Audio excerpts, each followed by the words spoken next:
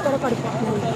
ఏంటమ్మా అక్కడ చాలా దారుణంగా ఉందండి. అదొకటండి, ఇంకోటండి ఇక్కడ మీరు ఇద్దరు కానిస్టేబుల్ వేయాలి సార్.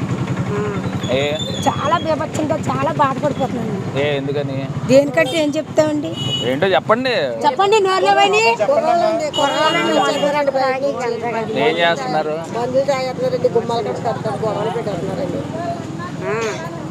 అందుకని ఇక్కడ వాళ్ళేం కాదులేండి, బయట వాళ్ళు బోల్డ్ మంది ఏంటి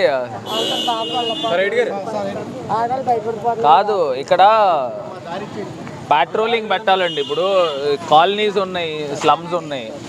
స్లమ్స్ ఉన్నప్పుడు రోజు తాగేసి ఇక్కడ గొడవలంట. మీరు దీని మీద అట్మోస్ట్ కేర్ తీసుకుని నేను సిఏ గారికి కూడా చెప్తాను. డైలీ పెట్రోలింగ్ పెట్టే కార్యక్రమం పెట్టండి, జీప్ పెట్టి.